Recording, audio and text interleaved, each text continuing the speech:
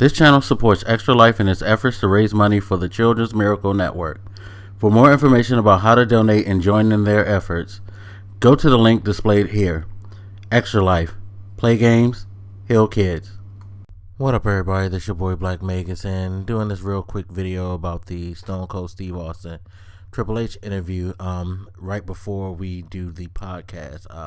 Expect us to talk about it in detail on the podcast, but just right now I'm going to give you my first impression of the situation. Thought it was actually a really good interview. Triple H, one of the reasons why he is where he's at is because he knows how to work the business, and that's the biggest impression that I get from this interview, is that this shows you how good Triple H is when it comes to the business of WWE. Now, a lot of people with the Vince McMahon interview with Stone Cold, a lot of people felt like it was kind of evasive.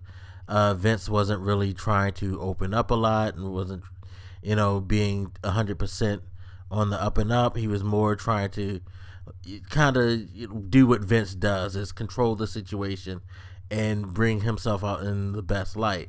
With Triple H, you could tell that he kind of was trying to give people what they wanted, trying to be as, open and,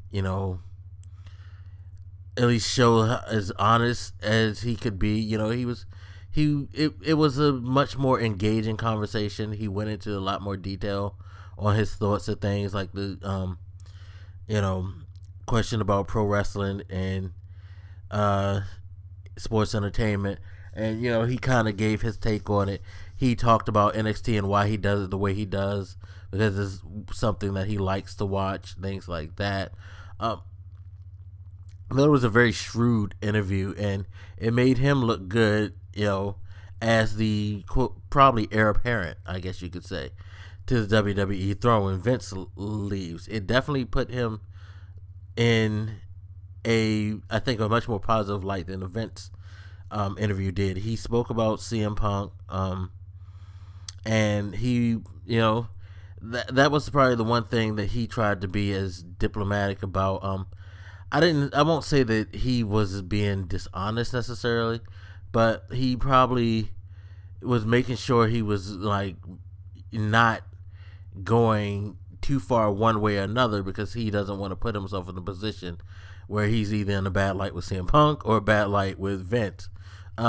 He definitely knows how to say something without saying a lot as well. I mean, I didn't feel like his answers were as evasive as Vince, but I do like that he even said a couple of times, like, I don't really want to say, I can't say certain things, but he would preference it that way, especially when he was asked about getting in the ring. I mean, it's pretty much, everybody thinks that he's going to be going against Sting, so we can expect that soon. But I thought it was a good interview. If you do have the WWE Network, please check it out.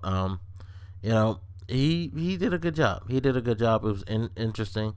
They definitely did talk about some interesting stuff, and he didn't necessarily shy away from answering, which was good. I also found it funny how at the end he was like, no, we can go on a little bit longer, trying to, again, he knows he's called the game for a reason, because he knows how to play things, because it makes him look good that, we can keep this going. I want to talk as much as possible, as much as, be as open, and, at least show that I'm as open and engaged in this interview as possible. Whereas with Vince was definitely trying to stick to the time. He wasn't going to talk about certain things. He wasn't going to go into details.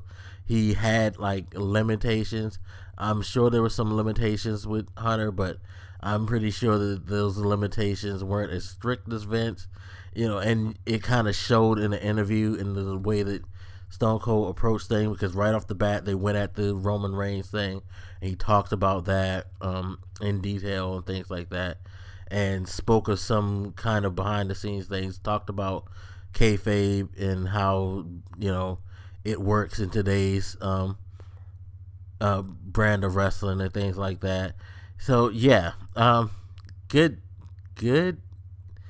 tactical and shrewd and engaging interview by the game. I really do like it. Again, I'm not saying this to say that he was being, fake, phony, not being on the up and up or anything, but I just thought that he presented himself and, engaged in the discussion in a very solid way, whereas he didn't do anything to damage his credibility, the business's, credibility, and to leave you out there thinking, okay, this guy is full of shit, necessarily.